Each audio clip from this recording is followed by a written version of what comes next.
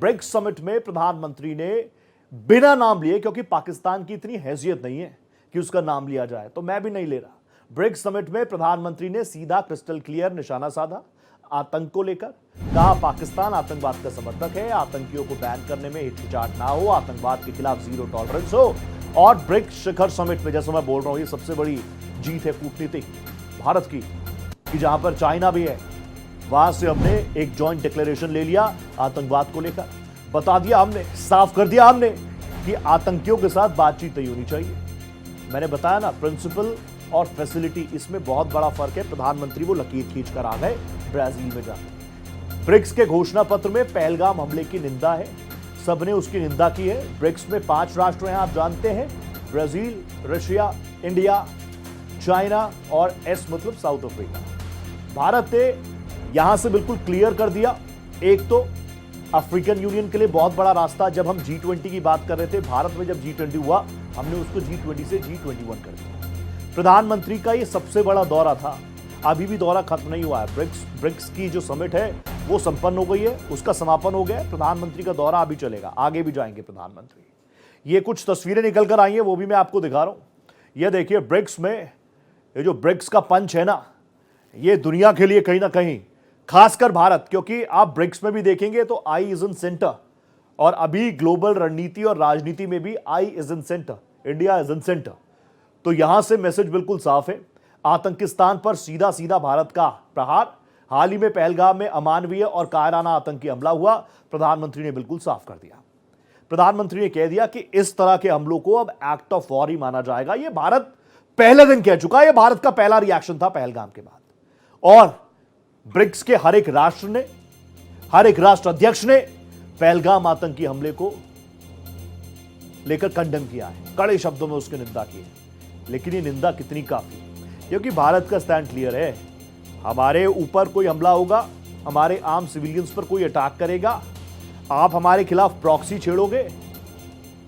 भारत वो राष्ट्र नहीं है कि पीछे से हमला करे। हम प्रॉक्सी आपके खिलाफ क्यों छेड़े, जब हम जानते हैं कि आप 10 मिनट भी हमारे सामने स्टैंड नहीं कर सकते। ब्रिक्स में भी, जैसे मैं बार बार कह रहा हूं ना, ये तो मेरा अपना, कि मुझे इंडिया सबसे अलग ही नजर आता है, तो ब्रिक्स में भी आई इज इन सेंटर। तो इंडिया इस वक्त हर एक चीज में, मानचित्र में, दुनिया का कोई देश हो जिसका नाम आपने सुना हो, जिसका नाम आपने ना सुना हो, वो चाहता है कि भारत के साथ हमारे अच्छे रिश्ते हो। क्यों? एक तो हमारी जो नीतियां रहती है ना, प्रॉफिट एंड लॉस से ऊपर की रहती है। हमारी नीतियां होती है ह्यूमन सेंट्रिक।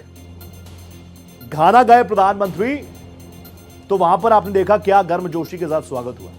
ब्रिक्स जैसे प्लेटफॉर्म पर ग्लोबल साउथ की सबसे मजबूत आवाज अगर कोई, तो वो भारत। और ऐसे में हर एक मुल्क चाहता है कि भारत जैसे सशक्त और भारत जैसे रिलायबल, विश्वसनीय, जो बोलता है उसको करता है, ऐसे मुल्क बहुत कम है।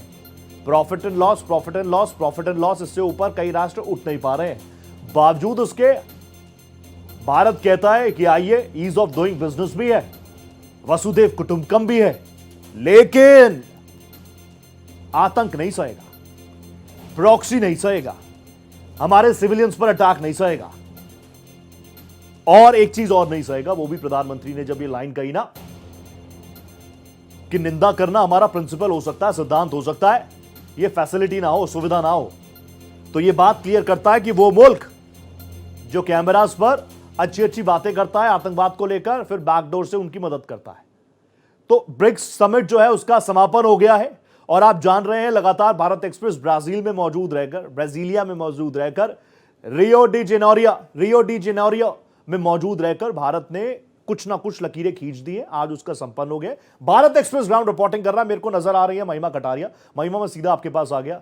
शुरुआती दौर से क्या कुछ जोश रहा, प्रधानमंत्री का किस तरीके से वेलकम रहा, लूला ने किस तरीके से गले लगाया, और उसके बाद जो ग्लोबल लीडर्स के साथ प्रधानमंत्री की मुलाकात रही, वो तो बहुत शानदार रही। लेकिन अब ब्रिक्स का समापन हो गया। मुझे 3 इंपॉर्टेंट पॉइंट्स बता दीजिए जो आपने नोट डाउन किए इस ब्रिक्स समिट 2025 को लेकर।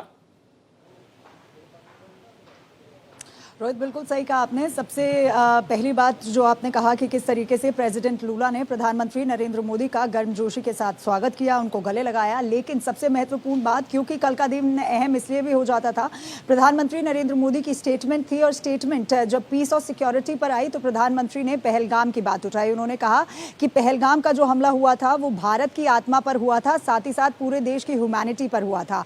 और कौन इस हमले को कर रहा है, किसके खिलाफ इस हमले को किया जा रहा है, इस पर ध्यान नहीं देना चाहिए।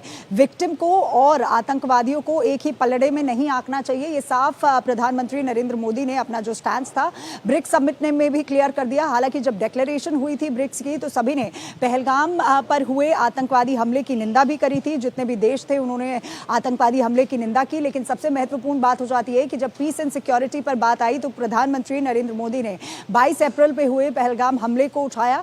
यहां पर सभी को जताया कि किस तरीके से जो हमला हुआ था वो निंदनीय था, वो आत्मा पर किया गया था भारत की। साथ ही साथ कई ऐसे फैसले लिए गए, एआई को लेकर फैसला लिया गया। प्रधानमंत्री नरेंद्र मोदी ने इस बात पर भी तवज्जो दिया कि आर्टिफिशियल इंटेलिजेंस को लेकर कई कॉन्स, क्योंकि हम कल से लगातार बात करते आ रहे थे कि किस तरीके से जो रिफॉर्म्स हैं उनकी बहुत ज्यादा जरूरत है। यूएनएससी के रिफॉर्म्स की तो जरूरत है। एक तरफ प्रधानमंत्री नरेंद्र मोदी ने इस बात पर भी आवाज उठाई रोहित, लेकिन सबसे महत्वपूर्ण बात कि एआई को लेकर किस तरीके से नई अपॉर्चुनिटीज लाई जा सकती हैं, इस पर भी प्रधानमंत्री नरेंद्र मोदी ने कई ऐसी बातें की।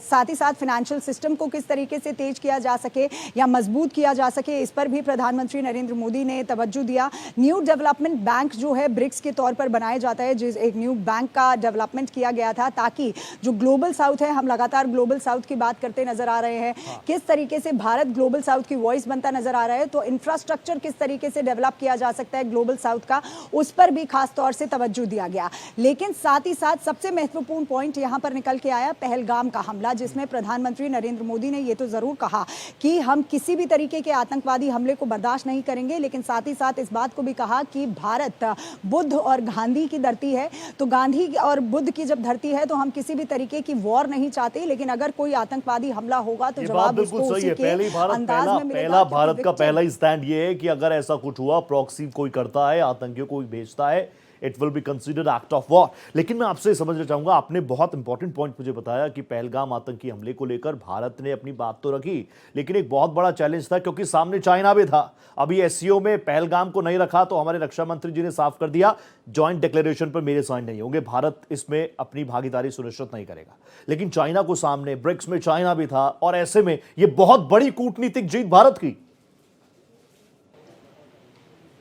बिल्कुल रोहित, बहुत बड़ी कूटनीतिक जीत है, क्योंकि जब पीस एंड सिक्योरिटी पर प्रधानमंत्री नरेंद्र मोदी ने अपनी बात रखी तो उन्होंने इस बात को साझा किया कि आतंकवादी हमला जो है वो ये देखकर नहीं होना चाहिए कि किस देश पर हो रहा है, कौन उस देश पर हमला कर रहा है, साइड्स जो है वो नहीं लेनी चाहिए। आतंकवादी टेररिज्म के खिलाफ एकजुट होकर ग्लोबल साउथ को खड़े रहना चाहिए। इस बात को भी साफ प्रधानमंत्री नरेंद्र मोदी ने कहा, और पाकिस्तान को एक करारा तमाचा तो लगता नजर आया, क्योंकि जब 22 अप्रैल की प्रधानमंत्री नरेंद्र मोदी ने यहाँ पर बात की तो ये बात भी हाईलाइट की कि बुद्ध और गांधी की धरती तो है, लेकिन किसी भी तरीके का अगर आतंकवादी हमला होगा तो जवाब उसी तरीके से मिलेगा। और जब ब्रिक्स की डिक्लेरेशन यहां पर हुई तो उसमें तमाम बातें यहां पर रखी गई कि किस तरीके से जो हमला भारत पर किया गया था वो निंदनीय है। उसमें जितने भी देश हैं, क्योंकि कई ऐसे देश ब्रिक्स में अभी नए भी आ रहे हुए थे, चाहे वो इंडोनेशिया हो, तमाम देशों ने इस बार जो ब्रिक्स रियो de Janeiro में हो रहा है उसमें भाग भी लिया है, और सभी ने इस डिक्लेरेशन में पहलगाम के हमले की निंदा की। तो साफ सी बात है, जब भारत सबसे स्ट्रांग वॉइस बनता है ग्लोबल साउथ की, जहां क्लाइमेट चेंज हो, एआई हो, या तमाम फाइनेंशियल सिस्टम को स्ट्रांग करने की बात हो, इन सभी बातों पर प्रधानमंत्री नरेंद्र मोदी ने खास फोकस रखा। लेकिन वहीं जब बात आई टेररिज्म की तो उन्होंने साफ कर दिया कि आपको इस बात को इसलिए नहीं कहना है कि एक हमारी ड्यूटी है, इस तरीके से कहना है कि आप लोगों को एकजुट होकर आतंकवाद के खिलाफ खड़ा होना पड़ेगा। तो ये साफ बात और ये साफ संदेश ब्रिक्स के मंच से प्रधानमंत्री नरेंद्र मोदी देते आए। बहुत धन्यवाद महिमा कटारिया, आप जुड़े मेरे साथ।